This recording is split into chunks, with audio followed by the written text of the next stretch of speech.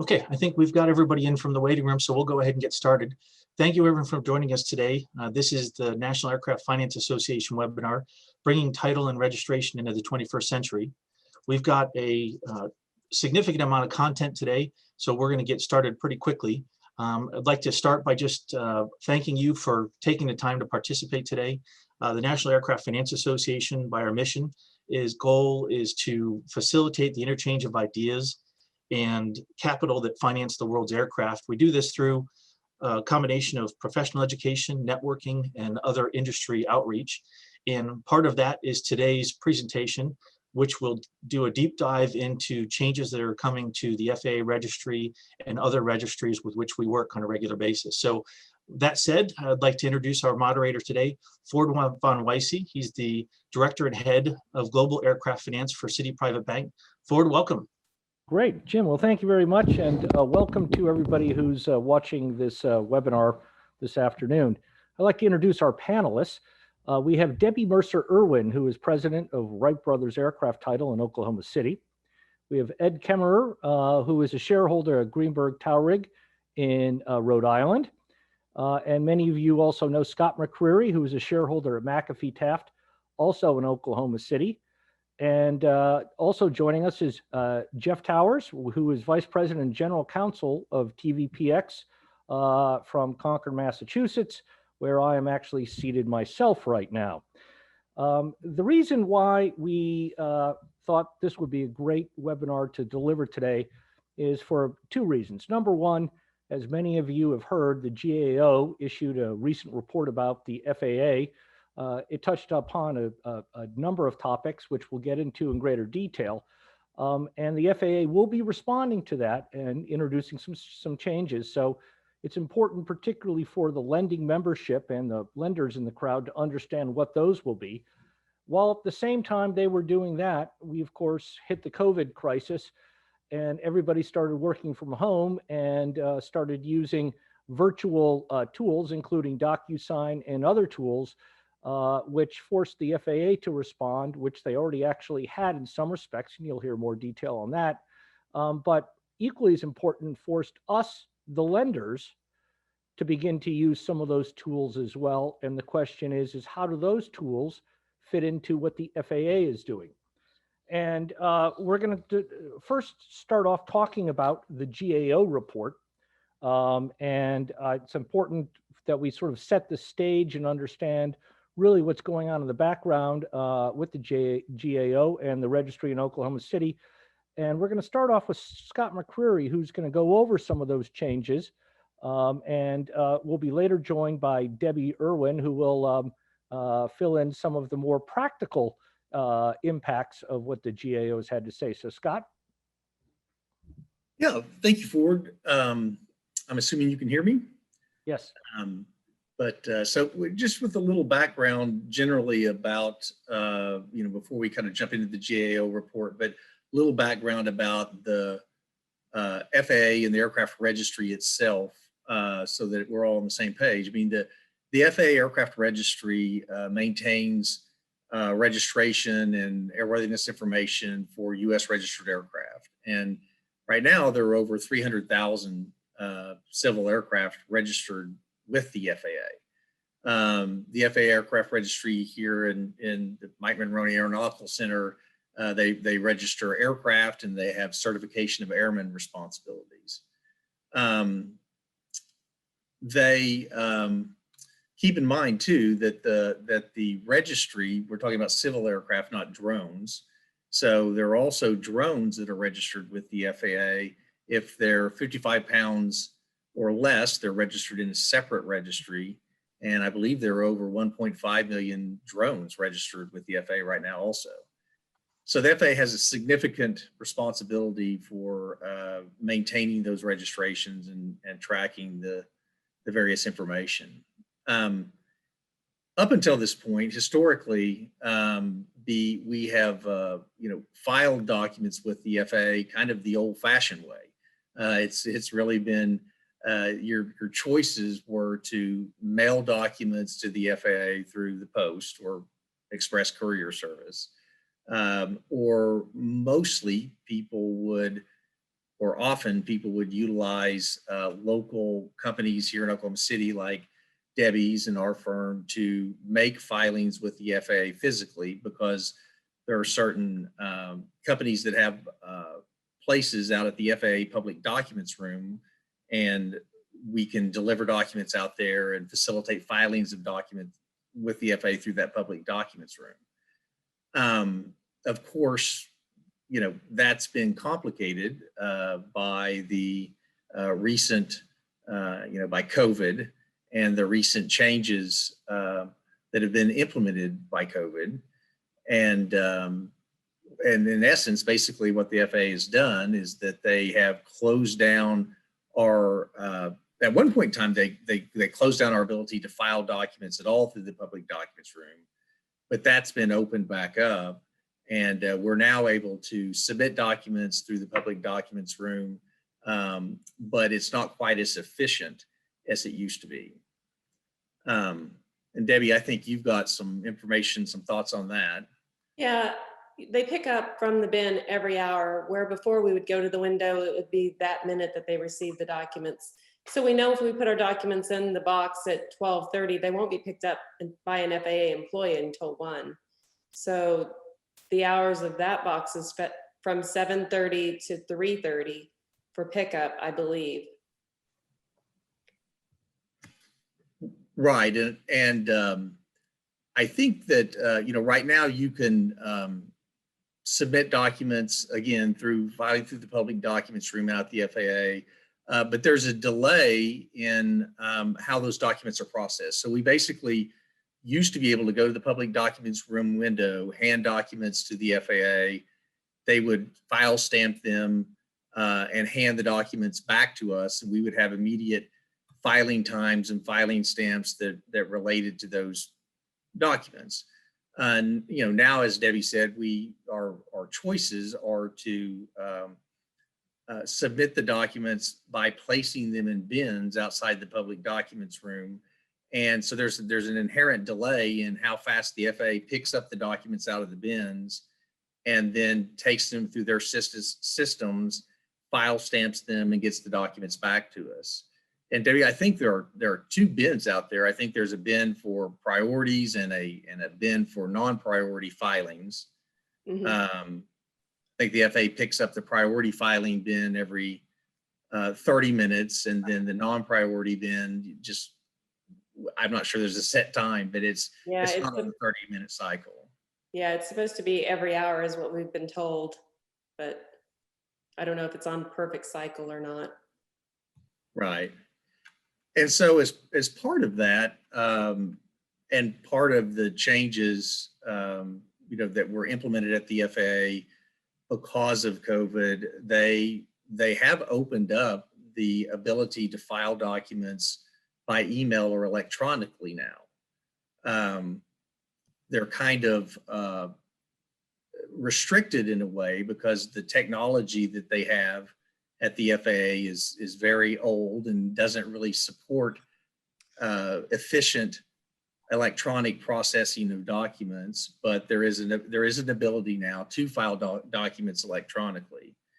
Debbie, how is your company seeing electronic filings? How have you worked with those? It's working out very well. When we file electronically, through the email there you have on the slide, that we get the filing time as our email when we send them. That's what we're using as a filing time. And it still is a little bit of a slower process, but it does work out well. If you have DocuSign documents or digitally signed documents, we can file them electronically with the FAA, but they can't be if they're ink signed. Ink signed documents have to go in the bins. Right. And as Debbie indicated, so when as we do a lot of filings, it's actually, from our perspective, just mechanically getting the closings done and working with, banks like Ford's and other entities. It's a lot easier for us if parties do have documents digitally executed, even if we don't email the documents to the FAA, even if we don't file that way. it's certainly much easier for us if they're digitally executed in many instances, because we're not waiting on filing time, or we're not waiting on original courier packages to arrive every morning, and we're not getting documents that someone thought they had sent us the originals, but they really sent us copies. It just eliminates a lot of issues if parties have digitally executed the documents. And Scott, it's Ford. I think we're going to get into what digitally executing documents is all about a little later with Ed. So for all the folks, the viewers out there, don't worry, we'll get to that. Exactly. So a couple of the, so we've actually found that on occasion that filing documents electronically, actually emailing to them to the FAA, certainly is helpful, especially at times when the FAA might be closed, or it's, our offices might be closed either for COVID or ice storms or what have you. And so the ability to file documents by email is, we don't use it all the time, but on occasion we do use it. People need to understand and remember that if we place the documents in the bin out at the FAA, or if we email the documents in to the FAA, they're not officially filed until the FAA takes those documents, processes them, and file stamps them. So for perfection purposes, for lenders and perfecting their interest in aircraft, you really are not perfected until the FAA takes that PDF that you emailed in, prints it off, processes it, does whatever they do internally, and file stamps the document. So the submission of the documents, again, through the bins or through email, is not the same thing as them being officially filed for perfection purposes. And it also can be problematic from a closing perspective if we're emailing documents in to obtain IR codes and things like that that are needed to follow up with the IR registrations on a transaction.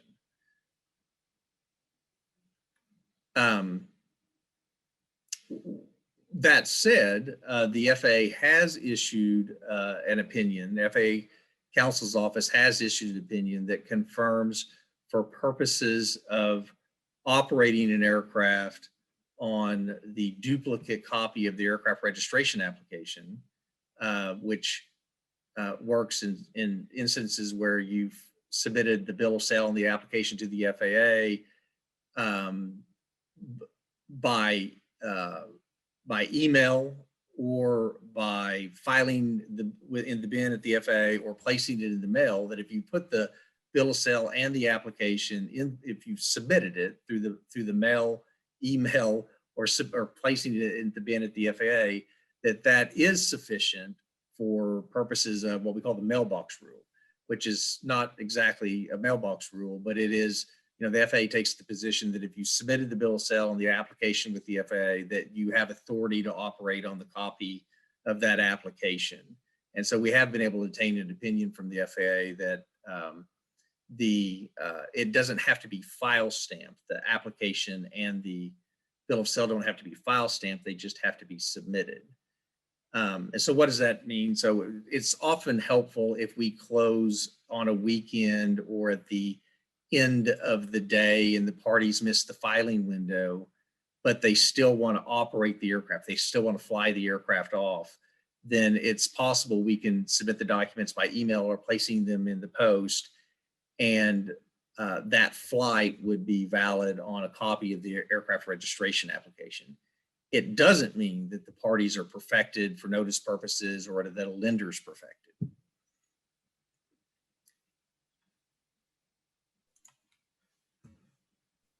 So one other thing we've seen, Debbie, and I don't know what your experience has been, but we've seen with the electronic filings and COVID and all of this, we've seen an increase in parties utilizing prospective international interest registrations.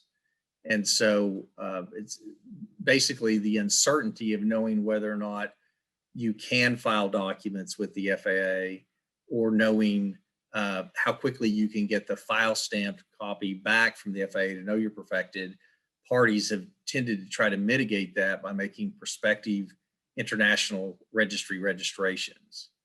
Yes, that's worked out very well. Yeah. In those circumstances, when you don't know if you're going to get the information back in time to go ahead and do the prospective filings. And keep in mind that if you do prospective interest registrations, and if it's a US registered aircraft, you do have to follow up and file the documents that support those registrations with the FAA within 60 days. So you get your prospective registration, your code, but you have to file up or follow up and file the actual documents with the FAA within 60 days. So Ford, I think now probably leads into the genesis of the GAO report and the other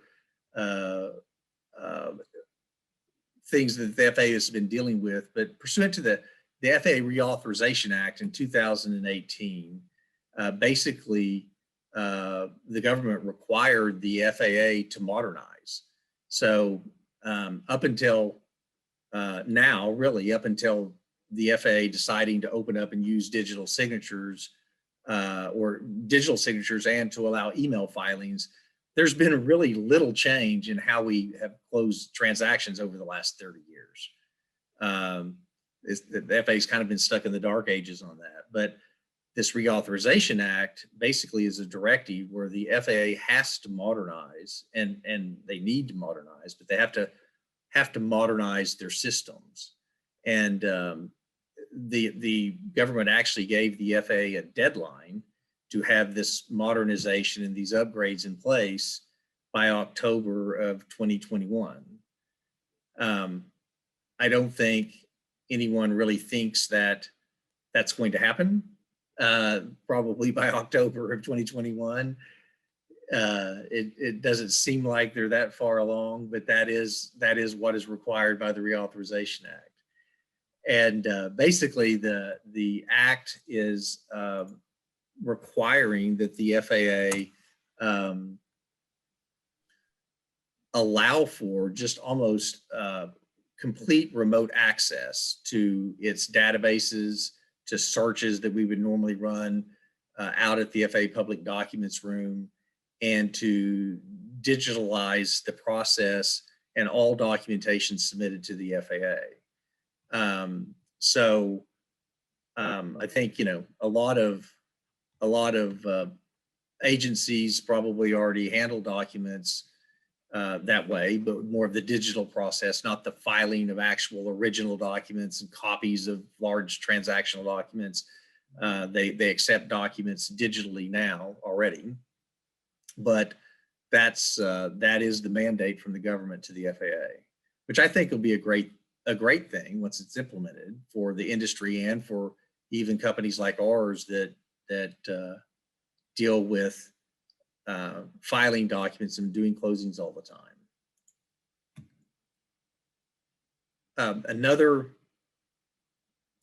Another requirement from the Reauthorization Act, just something I'm not sure people realize or even remember, is that in theory, the FAA is supposed to, as soon as possible, change the regulations that deal with the duration of the certificate of registration for non-commercial general aircraft. So right now you have to re-register your aircraft every 3 years.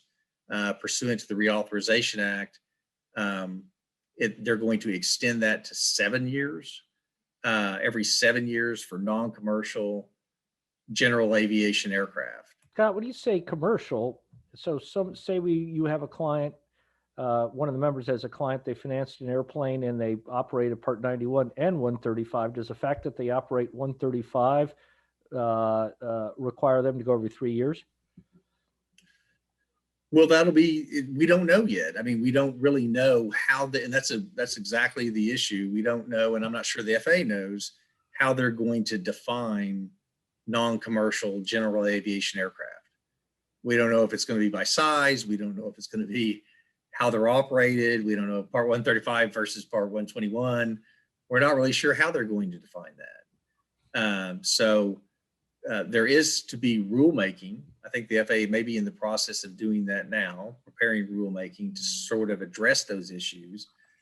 But it'll be interesting to see what the requirements actually are. Okay, so that and Debbie, if there's anything that I've missed, certainly let me know. But that leads us, I think, now to the FAA registry audits. So as part of, in connection with the Reauthorization Act and a lot of the changes that are going on at the FAA, I don't know if these were initiated pursuant to the act, but they're certainly kind of all lumped up together. The FAA has been subject to a couple of ongoing audits. There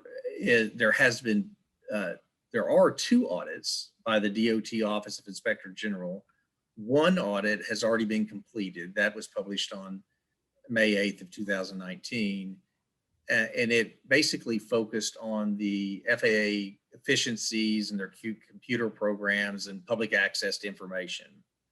There's a second DOT audit we understand is still in progress, and they'll be focusing more on security and law enforcement related issues and oversight of U.S. registered aircraft operated internationally. But that has not been issued yet, the second OIG audit. But there's a third audit that was recently issued. The GAO, Government Accountability Office, issued an audit in March of 2020, right? During or before the pandemic really affected us. And it's a very, very substantial review and analysis of the FAA system. And there's a lot of really good information in the audit about the efficiencies of the FAA, as well as security concerns that they looked at when they conducted the audit.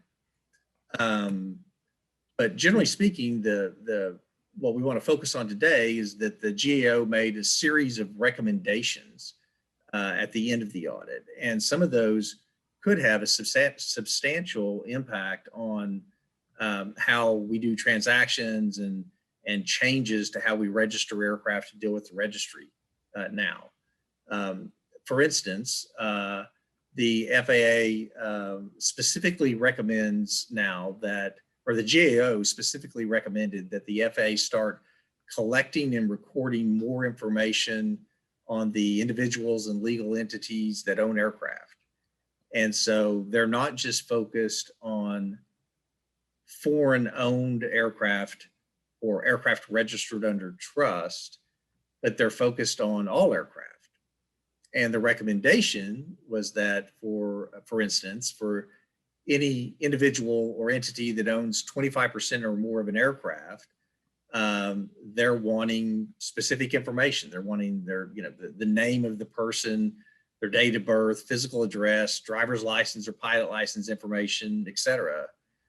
And for entities, they're also wanting some of the same types of information, name, physical address, state of residence, taxpayer identification number, et cetera. So this is not information that we've really ever had to provide to the FAA if you're going to register an aircraft in the name of, Scott McCrary LLC. I just had to provide some basic information about the LLC, but I never really had to provide this type of information to the FAA. Quick question. So when the GAO has a recommendation, does the FAA thumb their nose at the GAO, or do they go ahead and enact it, or somehow codify it and build it into the regulations? Right. So I think we'll have to wait and see. From what we have heard from speaking with the registry, just generally, is that of course I think they're certainly paying very careful attention to the GAO recommendations, and certainly trying to implement those as they they go through the upgrades that are required by the Reauthorization Act. Now, just a quick question on, part of the upgrades, earlier you said you could email documents in. Well, in the past, you could have a file stamp and that you knew a flight was valid, but how do you know a flight's valid if you can't get the file stamped? You have to keep a copy of some, receipt that the FAA received your email? I mean, how does that work? Yeah, Debbie, what have you seen your clients do on that? Well, doesn't that go back to if you have emailed it in or you have put it in the mail, that application for registration, a copy of it makes it valid with the report that the FAA issued recently? Is that correct, Scott? Did you go over that? I mean, I know we have everybody who wants file stamped copies saying that it's valid, but in this situation, their report said that as long as you've submitted it to the FAA by mail, courier, or electronically, or put it in the bin, that makes it 2 o'clock. What's your thought? Right. I think it's certainly, that the FAA opinion that was issued certainly certainly addresses the issue of whether or not someone can fly their aircraft. Once ownership changes for any aircraft, once it's no longer owned by the registered owner, then that registration is no longer valid, and you have to fly either on a new certificate of registration or there's a temporary process where you can fly on the duplicate copy of the aircraft registration application for, I think it's 90 days. So for the sole purpose of making a flight, I think that's fine. The emailing in or submitting in, it's possible that parties can make the flight based off of that, but it doesn't perfect the lender's interest or perfect the buyer's interest. And so I think, again, people try to use prospective registrations when they can to mitigate any sort of risk. And then to the extent there is a delay, it's normally only a few hours. And so we normally are getting filing times and things like that back same day. We just try to file earlier, but you still are relying on the actual file stamp copies of the documents, the FAA's file stamping of the document as the element of perfection. Well, Scott, thank you. Unfortunately, we're sort of running out of time. The GAO subject, I think, could be a topic unto itself for another webinar. And, we hear that they're going to do a new website with an app and all those goodies. We'll see what it looks like, I guess. But there is one last thing that I think is that we do need to probably talk about pretty quickly. And it's something that we at Citi realized about two and a half years ago, is that aircraft can be sanctioned assets like individuals or countries. And we now, before we even do consider proposing a financing on an aircraft, we run our own sanctions check. What's your understanding of that? And is the FAA doing anything to enforce it, or is that, really being handled by the OFAC folks? And would it be good business practice for all our members to run those sanctions checks on aircraft themselves? Is that something you guys can do? Certainly, I think that, I think the FAA does actually check aircraft that are registered with it to make sure they're not on the sanctions list. I'm not sure how they do that, but I do think they do check their registry for that information. And we certainly do, and I think other companies do. We're running clients and aircraft through, there are different programs that you can buy that for searching OFAC and other government regulations. So we're certainly doing that on a regular basis. But once and that's one actually part of the GAO recommendations and the FAA registry upgrades. I think the information that we have to provide the registry in the future will be run through those databases, OFAC databases, FBI databases, things like that will be searched more thoroughly than it ever has been, just simply because the FAA hasn't had the technology in place to do it. So they're certainly going to be checking it more. And I think we as an industry need to make sure, we're all checking the players involved and the aircraft involved to make sure they're not on those sanctioned lists. Great. Well, thank you. I mean, as people heard, one of, I think Scott and Debbie mentioned a few times the concept of DocuSign or electronic/digital signatures.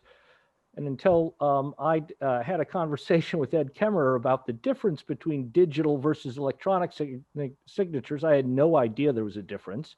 And I had no idea the FAA actually had changed its position on what is acceptable, what isn't acceptable. And I found the whole conversation confusing. So Ed, I was hoping you might be able to, shed a little light and clarity on, first of all, the difference between the two, and secondly, what does the FAA accept? And,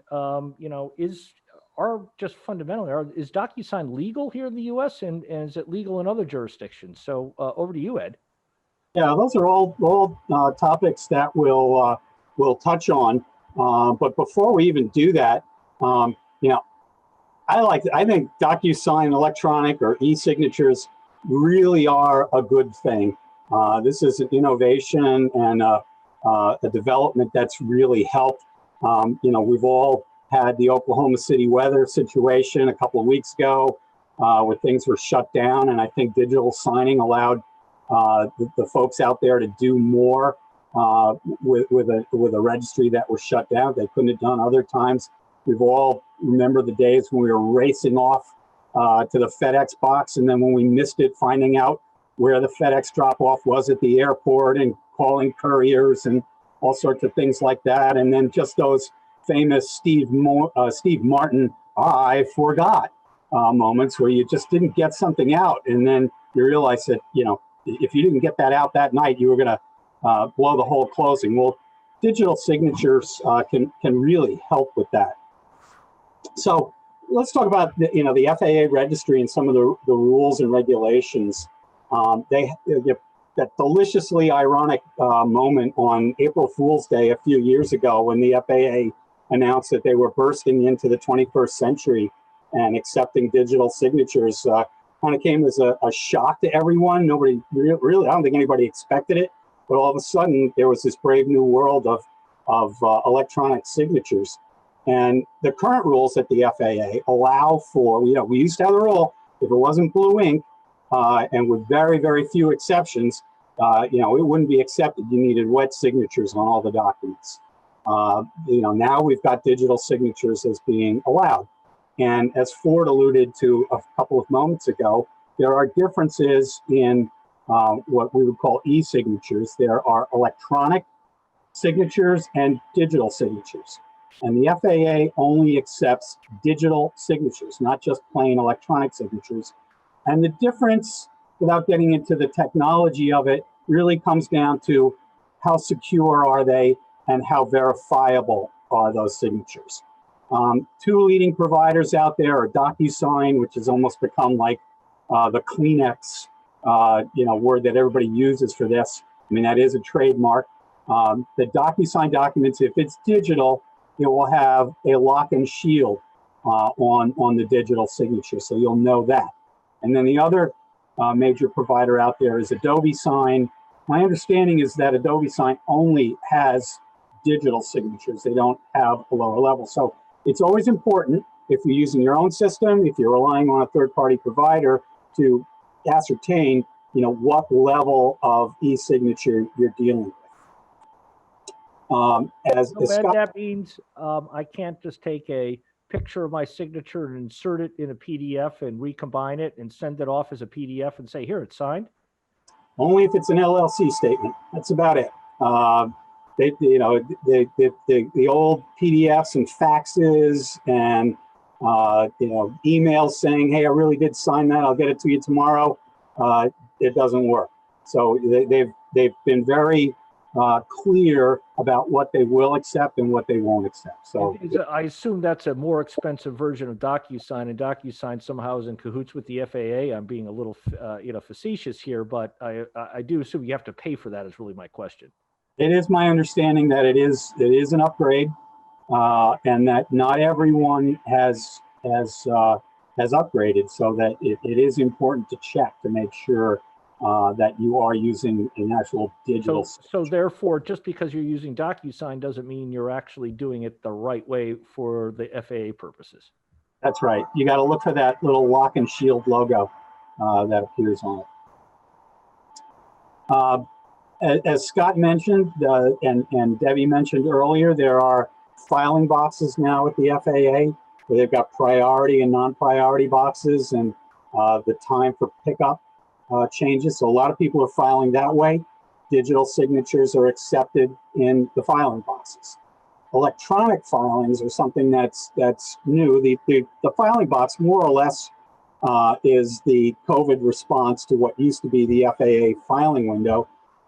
With COVID, the FAA allowed for electronic filings, which is almost an extension of the old mailbox rule, where you could mail documents in. Now you can email documents in, but that is a digital signature only model. So you absolutely got to have that, and blue ink or wet ink signatures are not accepted. So PDF, anything that is an e-signature alternative exclusively.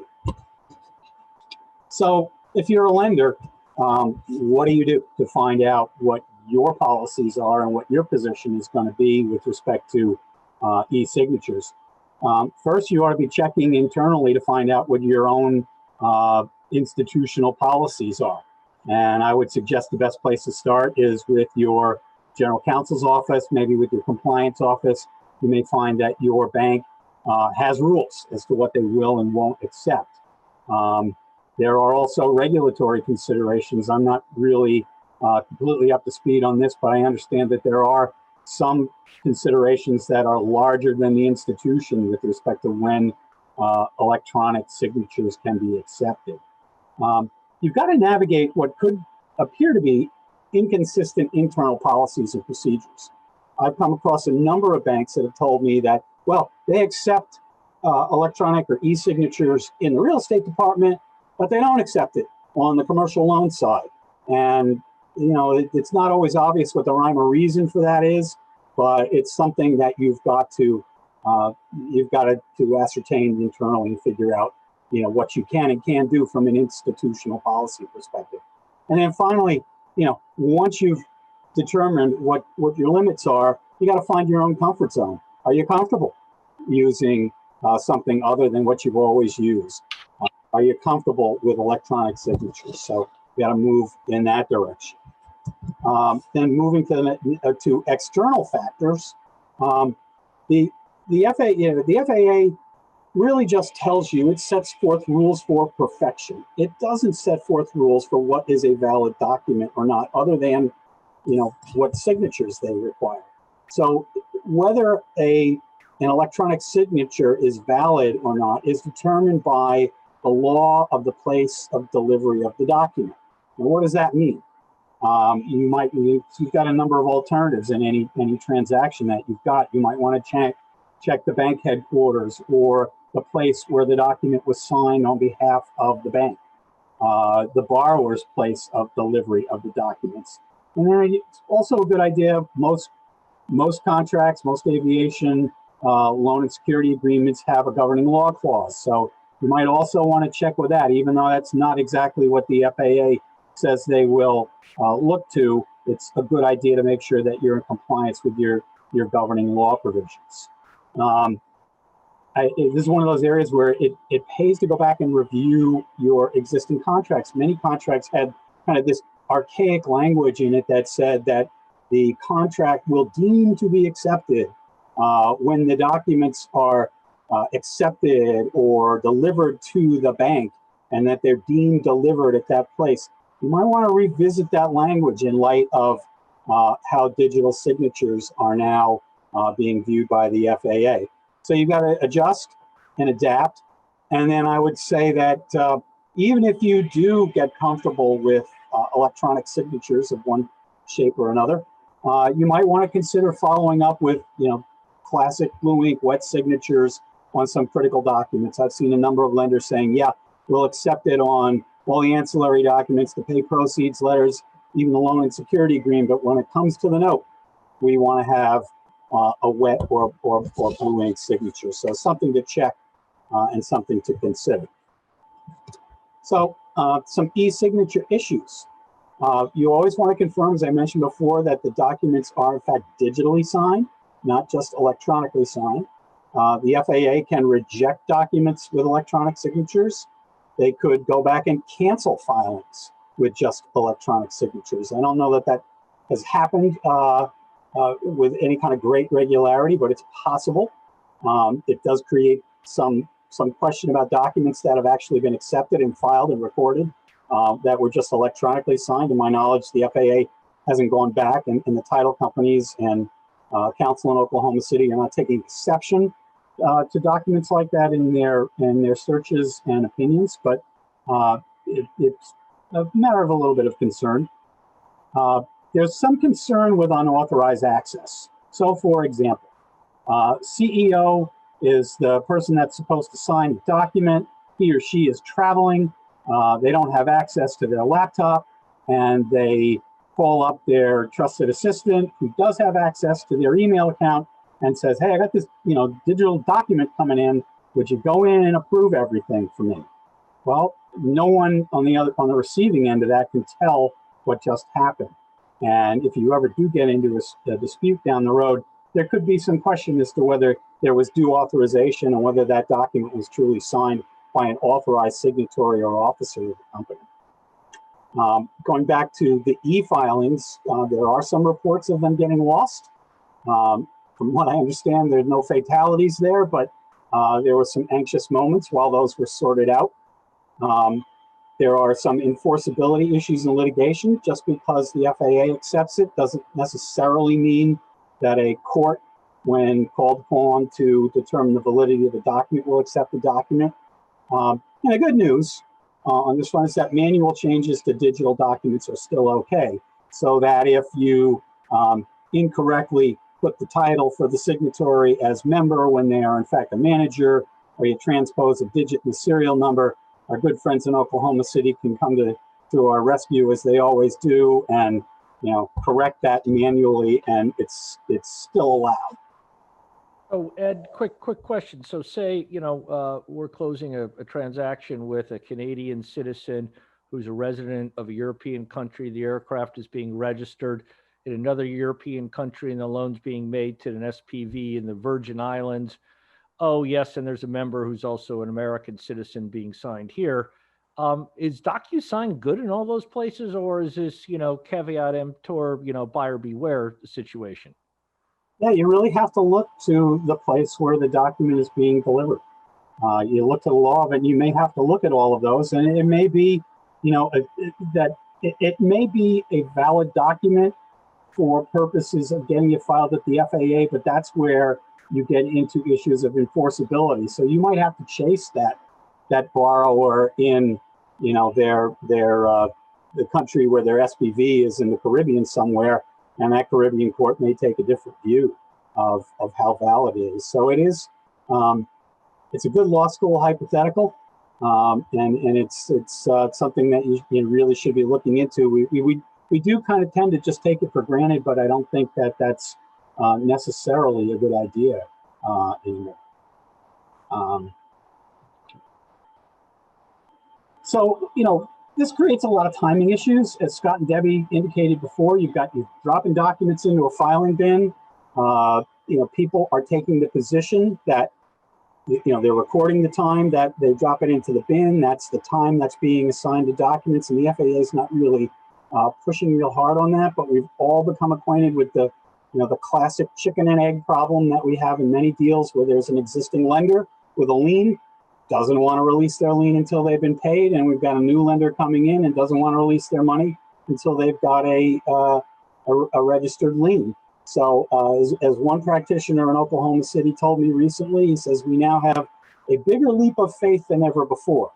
The system has always worked for us, and we've relied on the norms and practices that we've all gotten comfortable with in Oklahoma City, and the skill of the practitioners that we all rely on. But it's a little bit of a bigger leap now. Filing box delays. What I've been told is that historically, people, you have a pretty good idea when you went to the filing window of if a document was submitted 5 or 10 minutes before, you probably know about it. So if there was a late lien getting filed against your aircraft, it's going to show up when they do their last minute search. When you're on the closing call and they just say, we've just checked the registry and the record is clear. They're basically telling you nothing's happened recently. With the filing box, it's not as obvious. There could be 55 minutes worth of documents in that filing box before you, and one of them may affect your aircraft. There's really no way to know. Ed, I hate to interrupt you, but you're beginning to sound like you're, about 20 leagues underwater. So, you believe it or not, and I hate to say it, we're running out of time, and I don't want to, and I encourage everybody to take a look into these issues on their own. But unfortunately, I think we need to move on. But you've covered most of the important topics, I think, related to this. Which is make sure you have a conversation with your counsel and FAA counsel if you have any questions on this, because I suspect that, and everybody's hopefully is going to nod their heads, that we haven't seen the last of interpretations coming out of the FAA on how all of this is going to be handled. And we would expect to see some further clarifications, particularly as rulemaking comes out on a lot more of these issues. So thank you, Ed. And we're going to move on now to GATS and Global Aircraft Trading System. I don't know much about this.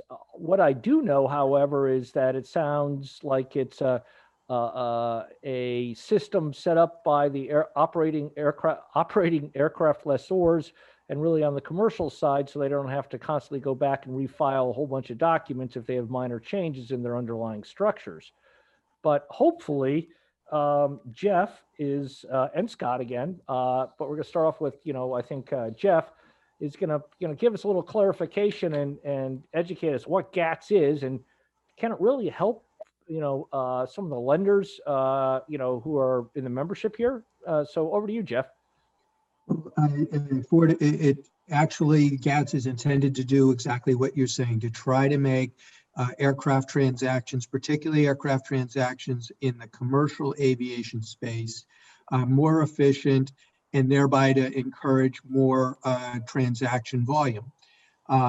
The GATS was created by the Aviation Working Group, or the AWG, who many people I'm sure in the audience have heard of. They were the motivating force behind the international registry 14 years ago. And they are comprised of some pretty heavy hitters in the industry, the major manufacturers, major aviation leasing companies, and the airlines. What they were trying to do, again, is try to address some of the inefficiencies that were problematic with commercial aviation transactions. So in a commercial aviation transaction, obviously, for each aircraft, there's going to be a bill of sale, there's going to be a new registration application, there's going to be a transfer of title using the traditional way of transferring aircraft, a transfer of title usually from an owner trust that's set up for the benefit of a leasing company that's selling aircraft to another owner trust that's set up for the benefit of another leasing company that's buying an aircraft. And then you have this third party who is certainly is going to make sure that their interests are protected, and that's the airline.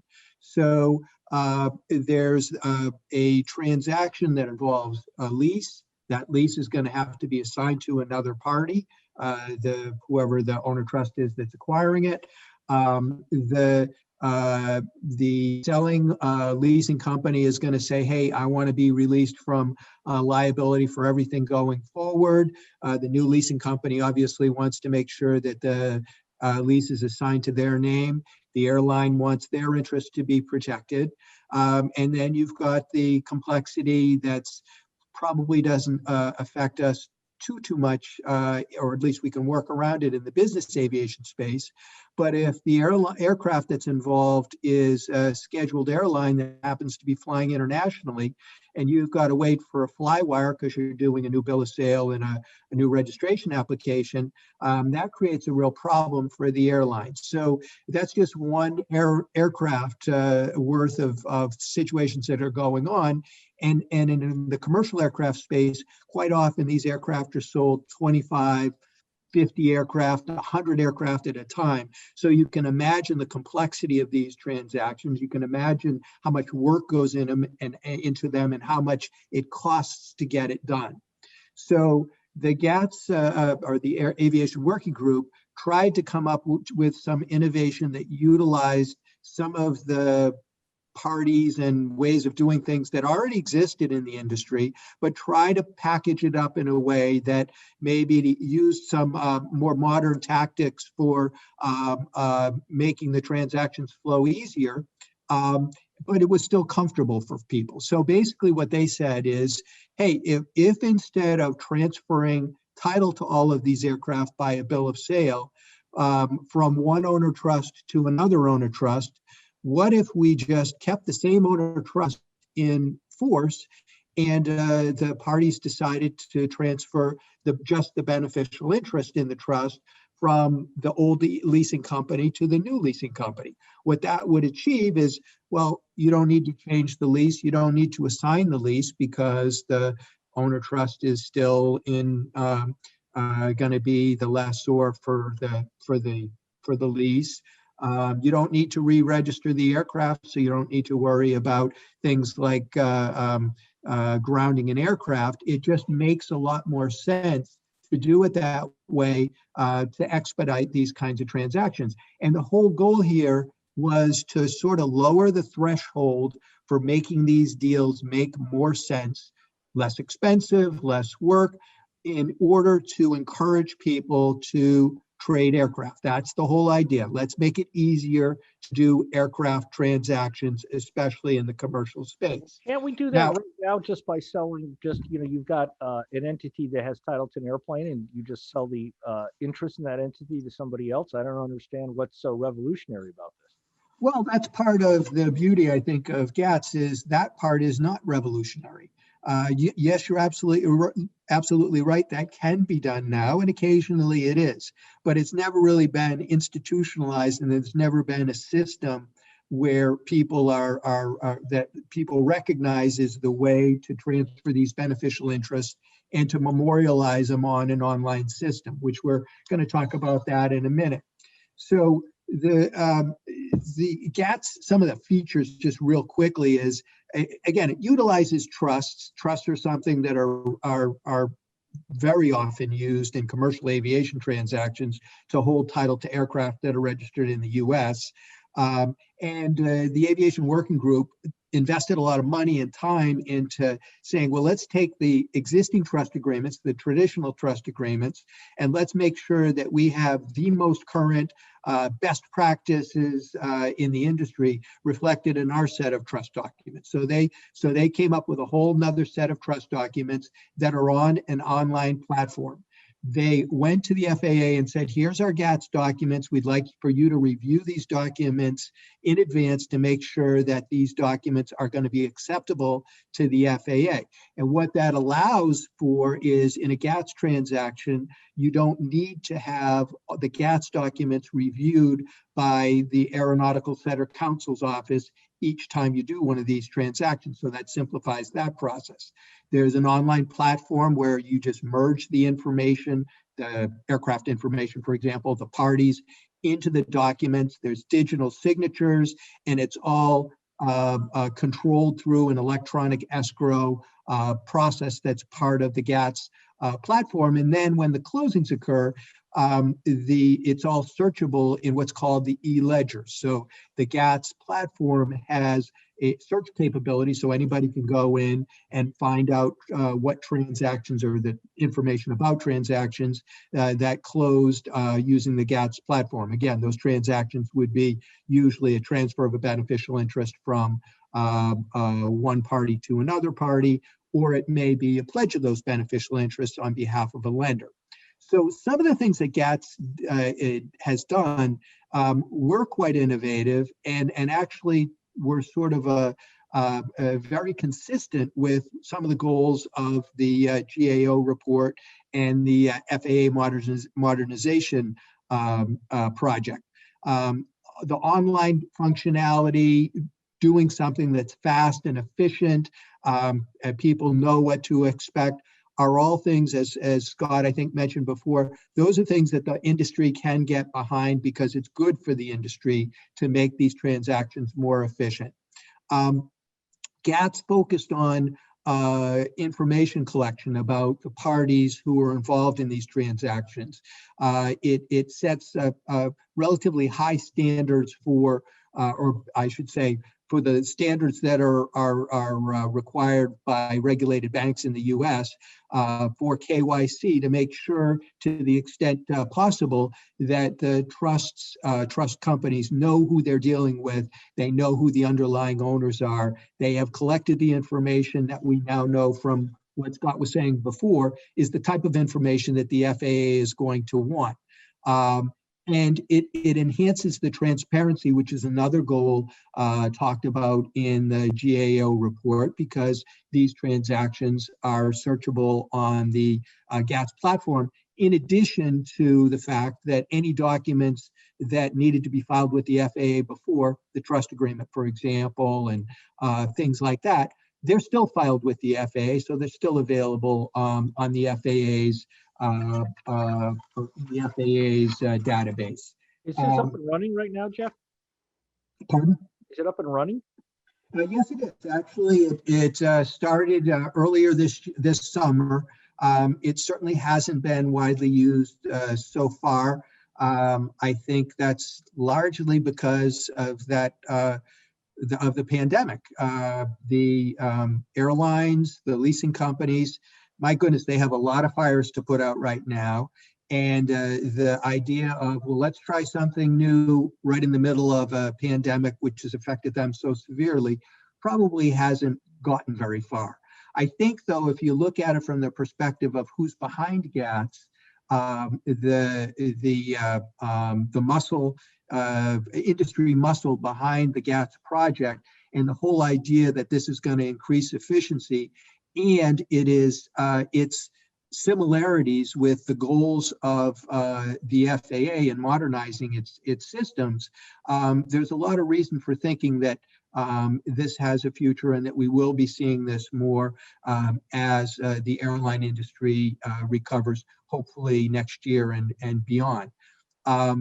There is some issue as to whether a lot of the features of GATS are really going to be latched onto in the near future by business aviation, because a business aviation transaction is usually one aircraft at a time. So some of the efficiencies that are built into GATS, maybe they're not quite as important in a one aircraft transaction. What it can do, though, is if you were to use a GATS trust for a business aviation deal, it might give somebody the flexibility at the end of the at the end of their ownership period, to say to a buyer, hey, I can transfer the beneficial interest in this GATS trust, or we can do a regular transfer by a bill of sale.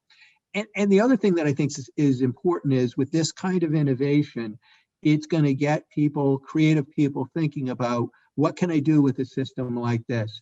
How can I come up with new ideas for the way I operate the aircraft, the way I own my aircraft, that might change the face of some of the traditional ways that we've owned and operated business aircraft in the past. So Jeff, one quick question. I know that every lender's thinking right now, interesting, but is our lien perfected under this process? And if somebody transfers an interest, what happens to the lien? Are we still protected? Yeah, the lender would still be protected in two ways. So a lender is typically in any transaction, including a GATS transaction, is going to want to probably have a lien filed with the FAA and perfected on the International Registry, just like they would today. All right, so they have that security interest in the aircraft that's going to continue no matter what beneficial interests are transferred. In addition, lenders are probably also going to look at the transfer of a beneficial interest and say, or the potential for that, and say, I want to make sure that I have a security interest in the beneficial interest itself. Well, that's where I was headed with my question. Yeah. And that you can do on the GATS platform. Oh, okay, great.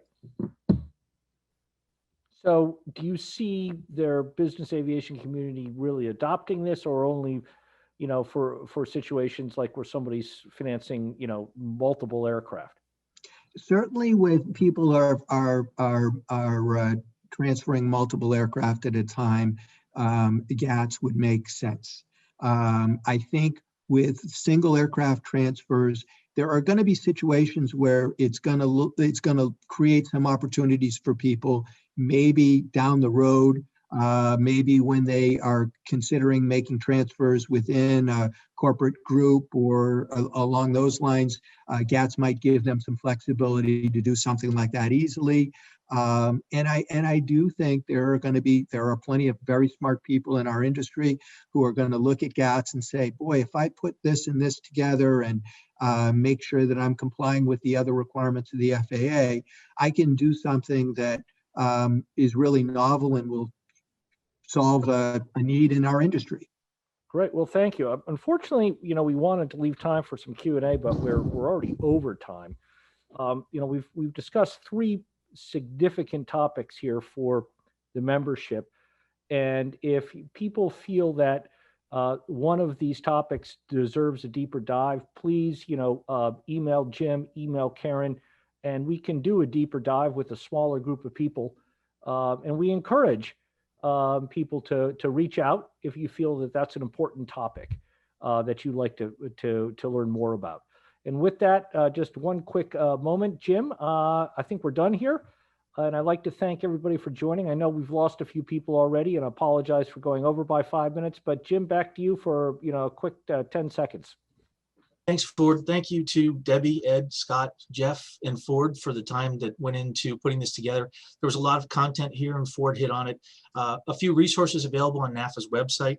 We've got a summary memo on the GAO report that was prepared earlier this year. It's worth taking a look at. It gives you a little bit more background on the recommendations made to changes in the registry. There's also a great explanation on digital signatures and the difference between digital and electronic signatures. And we're trying to push out as much content as we can on GATS. GATS is something that will impact a lot of people who are on this webinar, and we think it's an important part of the future for the aircraft lending community. So with that, we'd ask that you lean on NAFA's exceptional network of experts for your transactional support. We have our past webinars, and this webinar will be available on NAFA website.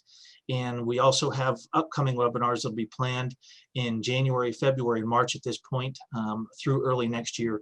But again, these webinars are available for you to review after this conclusion today, and the prior webinars are also available on NAFA's website.